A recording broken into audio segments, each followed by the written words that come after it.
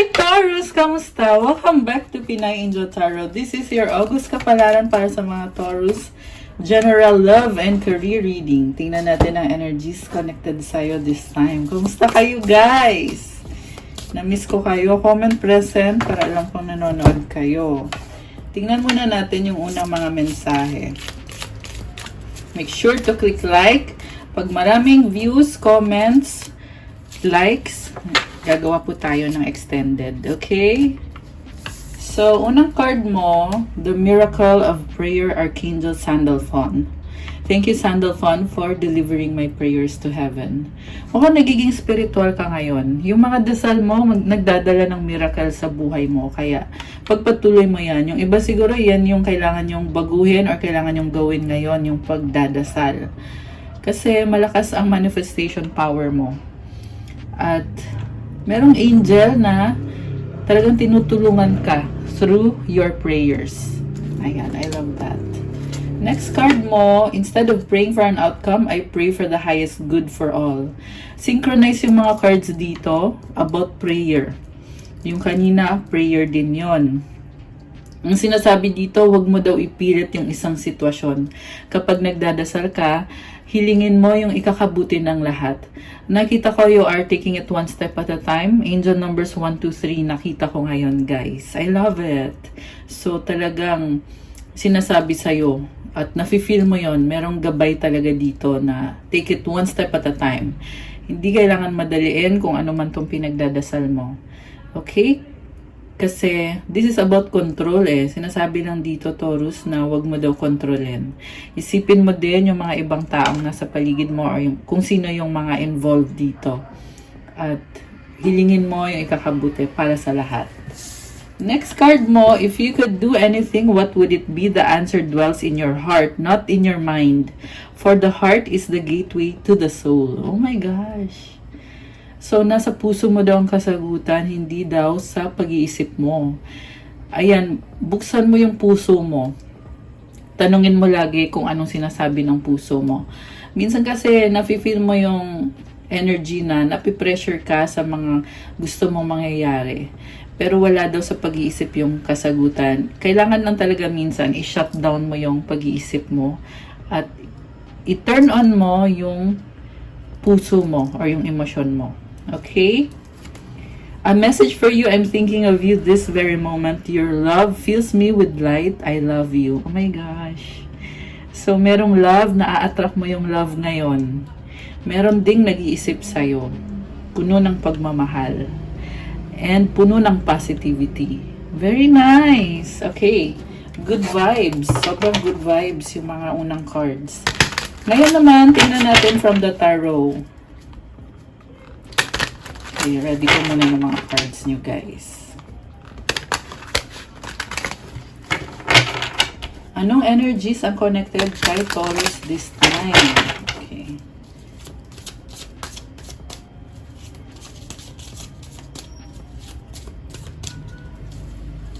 Okay, ito na. Unang card mo is Knight of Pentacles. This is about slow but steady progress. Siguro nababagalan ka ngayon. Marami kang gusto mangyari sa buhay mo, pero may mga responsibilidad ka na kailangan mong asikasuhin. Pero ang kagandahan lang dito, kahit mabagal, pero merong progress na pang long term talaga. So, I feel like sinasabi lang nito na you are on the right track, Taurus. Kahit na feeling mo nga mabagal eh. Wow, the star yung kasunod na card. Also, napansin ko tong pentacle na meron siyang rays, nakagaya ng sun rays. So, there is positivity kahit na yung pakiramdam mo ay mabagal. Pero, positive pa rin. The star is about manifesting, creating, and connecting with the universe. Ang ganda ng mga stars dito. And, number 17 yan eh, which is equivalent din yan sa number 8, which is number of manifestation. Ginagrant ni universe yung wish mo sa tamang panahon, dadating din yan yung pinagdadasal mo. So, gawin mo lang muna sa ngayon yung kailangan mong gawin. You are very practical. Merong hanged woman, nag-iisip ka eh kung tama ba yung mga naging desisyon mo, tinitingnan mo sa ibang anggulo yung sitwasyon. Nire-review mo. 7 of Cups, may kalituhan. Maraming possibilities, kaya medyo nalilito ka, alin ba ang mas makakabuti sa'yo. May mga ibang tao din dito na iniisip mo rin. King of Swords. Ayan, yung pagiging logical mo talagang umiiral talaga. Kasi, alam mo kung anong nararapat, kung anong tama. Okay, Two of Pentacles. Merong energy na parang pabalik-balik ka. Or baka busy. Maraming pinagsasabay-sabay. Andito si Hierophant, ikaw to. So, there is a blessing kahit na nagsasabay-sabay or busy. Wow, nakakatawa guys. Nakakatawa yung cards mo. Taurus. Parang na-feel ko na mamayagpag ka ngayon. Wow! And andito yung infinity symbol. So, keep going lang. Yan yung process ng manifestation mo. Okay. Merong blessing dyan. Nakakatawa naman. Sa bottom of the deck, Knight of Swords, napakabilis na energy. Eight of Pentacles. Nakafocus ka sa work habang hinihintay mo yung mga blessings na dumadating. Meron din ditong portal at merong sun na sumisilip. It symbolizes positivity amidst the imperfections na nangyayari. Pero very positive ka pa rin kasi nakikita mo naman na nagbubunga yung pinaghirapan mo. And mukhang na-enjoy mo talaga yung sa work mo. Mukhang na-enjoy mo ngayon. Good vibes ka ngayon sa work. Nine of Wands, ayan, hindi talaga maalis yung pagod. Kasi nga, very practical ka eh. Kaya syempre, nakaramdam din na parang, alam mo yun, kailangan ipahinga yung katawan mo. Three of Swords, ayan oh. Medyo stressful physically. Emperor. Lalo na at ikaw dito yung, ikaw talaga mukhang, yung iba sa inyo guys, breadwinner or kung hindi man, talagang ikaw yung nag-e-effort para maayos yung finances mo. Everything is in order. Okay. Ang lakas din ng confidence mo, may sistema ka. Si Emperor ay masculine energy. Masculine is the creator, di ba? Okay. So, anong susunod para kay Taurus? Anong susunod para kay Taurus? Ayan. Ace of Pentacles, new beginning, very practical, upgrade, Four of Pentacles. Sinisave mo yung energy mo or baka pera mo, sinisave mo. Ayaw mo mag-risk. Although may mga possibilities, pero pinipili mo na protektahan kung anong meron ka. Pinapahinga mo yung isip mo dito. Process of healing, Four of Swords. So, ayun na nga kasi, masipag ka eh. Kaya kailangan mo ding gawin itong healing process na to para mag-recover yung mental health mo, yung kalusugan mo, yung katawan mo. Seven of Swords. May mga iniiwasan ka kasi nga kailangan mo ng time para mag-relax, para alagaan yung sarili mo. Okay. Ngayon naman, tingnan natin yung sa love life mo. Okay. Ano bang mga energies? Teka, may sumisilip na card. Okay. Masyadong positibo yung energy. Kaya, yung cards ay excited ding lumabas eh. Okay. Wow, guys. The Lovers. So, sa love life mo, talagang pinili mo itong taong to. Kumbaga, binigay mo yung sarili mo sa kanya. Desisyon mo na papasukin sa buhay mo itong taong to na mahal mo. King of Cups, unconditional love. Masaya ka sa kanya eh. Enjoyment mo yung parte ng buhay mo. Itong taong to, nakikita mo siya, masaya kayong dalawa. Wow! Knight of Cups romance. Oh my gosh! Parang umaapaw ang pagmamahalan para sa'yo ngayon. Taurus, ayan, grabe, ang bongga. Sobrang bongga. Yung iba sa inyo, soulmate nyo yan, or di kaya twin flame nyo yan. Or kung hindi man, ang nakita ko dito is, talagang malalim itong connection na to. Mukhang dumating na kayo sa point na, nagdesisyon na talaga kayo na siya na yung si the one para sa'yo.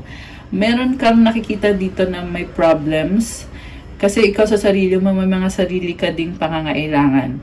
Pero kahit na may mga problems, baliwala sa'yo yun. Kasi parang umiiral talaga yung pagmamahal, yung acceptance, and yung purity ng intentions mo sa taong yan. Okay, tingnan natin yung susunod. Okay, merong judgment card sa ilalim. So, judgment is about breakthrough sa love life mo. Emperor and the Page of Wands.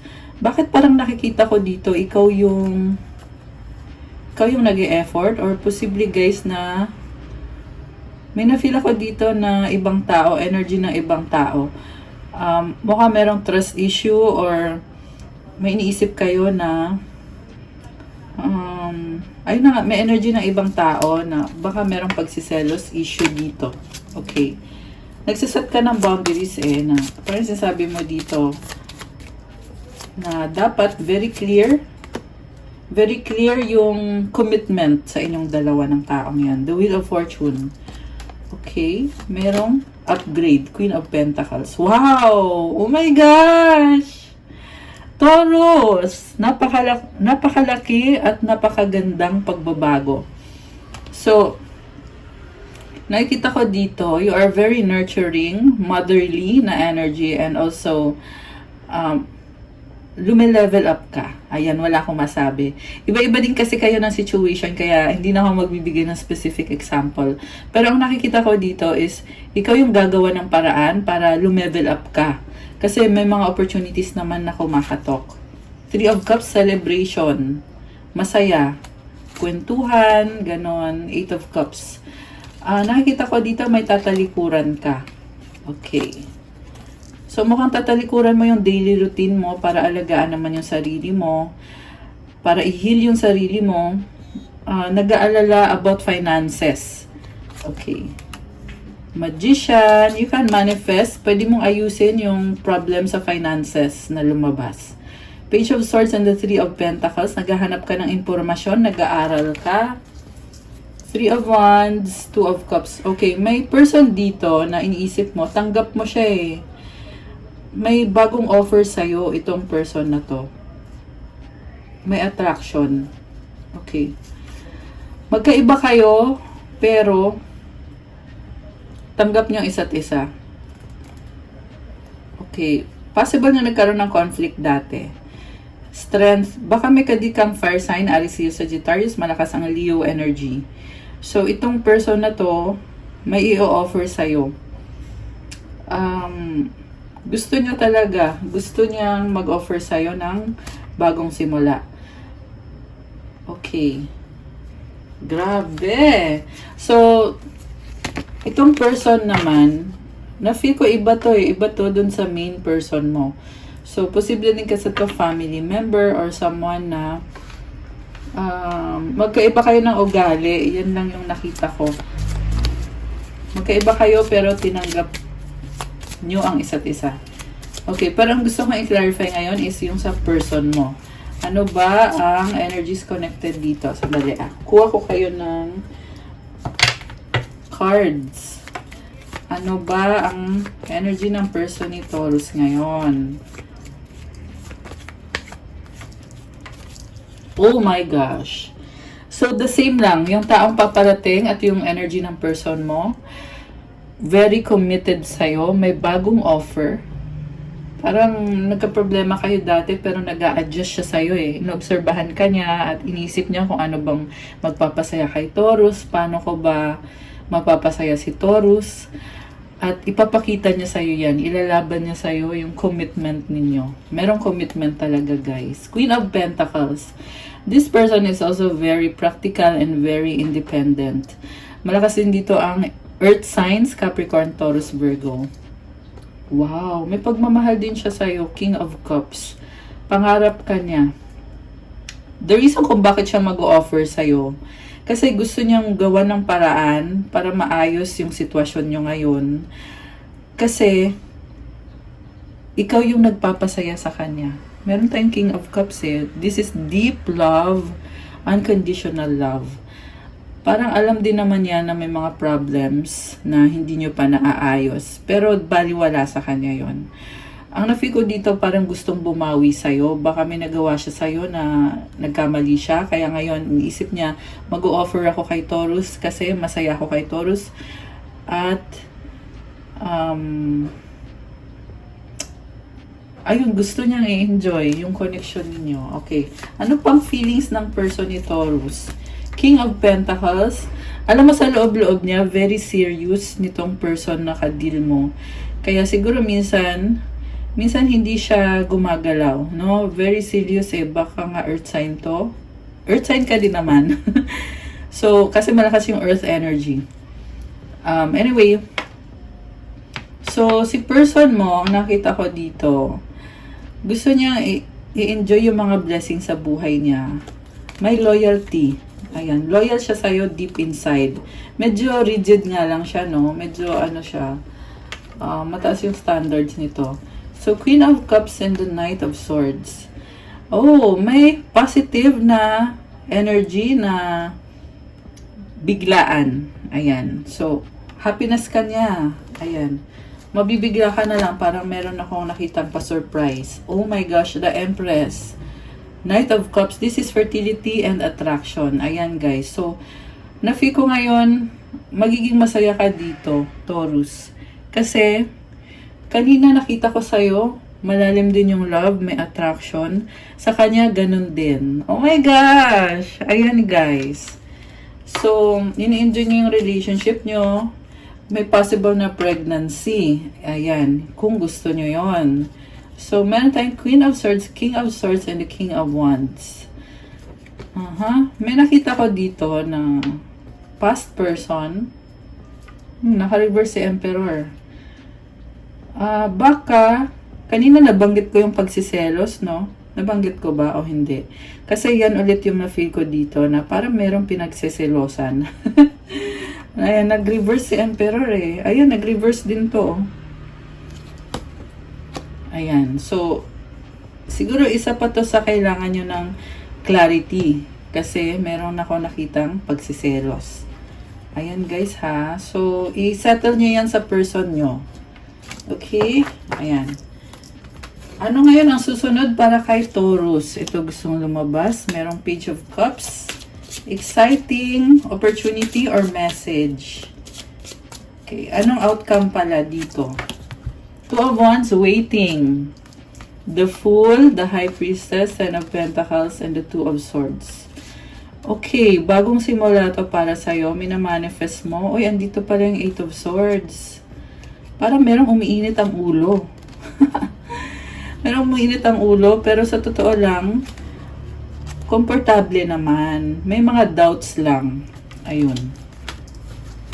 Any more message? Okay, magtatapos din yan. Ten of Swords, endings and new beginnings. Aayusin mo sarili mo at magkakaroon ng balance ulit. Justice is about fairness and truth. Ten of Cups, family or love. Oh my gosh. Nakakatawa naman. Oh, ito na oh. The universe, the moon, the Seven of Pentacles. Bagong-bago yung energy mo dito. Nag-transform ka. At the same time, nakikita ko, medyo nalilito ka, kaya pinipili mo na mag-focus sa sarili mo. Positivity, independence, Nine of Pentacles, Five of Swords, King of Wands. Keep going lang kasi maraming changes. Maraming changes ang nangyayari ngayon, Taurus. Tuloy-tuloy yan.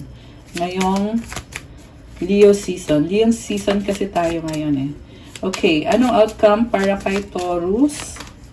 Seven of Wands, Six of Pentacles, the Hermit, Six of Wands sa bottom of the deck. This is about success, overcoming obstacles. Focus ka talaga sa sarili mo sa ngayon. Keep going kasi nag-i-improve ito kung ano man to, mukhang finances nyo. Nagkakaroon naman ng balance pero kailangan mo pa ng more focus, more time para magawa mo yung mga kailangan mong gawin. Ayan, very straight to the point yung mga tarot cards natin. Kaya hindi na kailangan ipaliwanag ng ganun kalalim kasi makikita nyo naman na, di ba? Ayan guys, heart kayo dyan, yung mga nag-resonate. Mag-heart kayo. Para pag maraming comments, makapag bonus reading kay Taurus. Okay. Ano mga mensahe galing sa person mo? The timing just wasn't right for us. Okay. Oh my gosh! I love you. Alam mo, parang na-feel ko dito. May gusto siyang ma-achieve sana kung ano man to, pero hindi daw tama yung timing. Parang sinisikreto niya yung nafe-feel niya sa'yo na pagmamahal. Bakit kailangan isikreto? Hindi pa balantad. I want to feel that way again. Oh my gosh! So, Sobrang mahal ka. Nakakaloka. Medyo secretive siya ngayon, yung person mo. I want to tell you how I feel. So, gusto daw niya sabihin yun sa'yo. Uy, ayun, tumalon. Okay, it's time for me to heal now. Just being near you is intoxicating. So, there is so much attraction. Pero on the process of healing daw siya. Okay, last one. You and I were too young. Oh my gosh. Okay. Kuha ko kayo ng advice. Anong advice ang kailangan ni Taurus ngayon? Anong advice ang kailangan ni Taurus? Okay. Health. Okay. Something sa health mo. Allow me, divine, to be tender and accepting of my body no matter what ailments I may have. May I always know is doing the best that it can. Help me be a loving ally and friend to this sacred form. So, alagaan mo din yung kalusugan mo, tanggapin mo yung katawan mo, at gawin mo yung best mo para ma-improve palalo yung health mo. Ayun guys. Ayun lang naman yung advice para sa'yo sa ngayon. Marami namang blessings na naglabasan sa reading nyo. And yung kaninang mensahe, na unang-unang mensahe is mag-pray. Instead of praying for an outcome, I pray for the highest good for all. Thank you, Archangel Sandalphon, for delivering my prayers to heaven. Ayan, nasa puso mo daw ang kasagutan. Ayan. Okay, guys! That's all I have for you, Taurus, para sa yung August Kapalaran. Thank you for watching. I-like nyo na tong video na to. Kailangan ko yung mga likes nyo. Comment kung nag-resonate ba. Or kung ilang percent nag-resonate. 100%, 50%. Kahit 10%, i-comment nyo pa rin. Sa mga nagtatanong about private reading, if ever nag-resonate kayo, tingnan nyo po sa Facebook page ko. Mag-message kayo doon. Siyempre may bayad yun guys kapag private reading kasi ikaw mismo ang i-reading. You can also chat me sa Viber or sa WhatsApp para mas mabilis. Nasa description box po lahat ng contact details. And check out my Instagram if you want to start your crystals journey. Yung mga crystals natin ay very special kasi alagang-alaga ko yan at nilalagyan yan ng special prayers and mantras para sa inyo. Merong syempre iba-iba. Merong pang-attract ng love, pang-attract ng money, pangpatanggal ng stress, kung ano, meron yung crystal na pwede nyong isuot habang natutulog kayo para paggising nyo, fresh na fresh kayo at makakatulong sa manifestation nyo. Siyempre, meron tayong for focus, motivation, wealth, prosperity, abundance, protection, at marami pang iba guys. So, tingnan nyo na lang doon. Thank you! Have a good day! God bless you all mga Taurus. Stay safe. I'll see you again soon. Love you guys! Bye!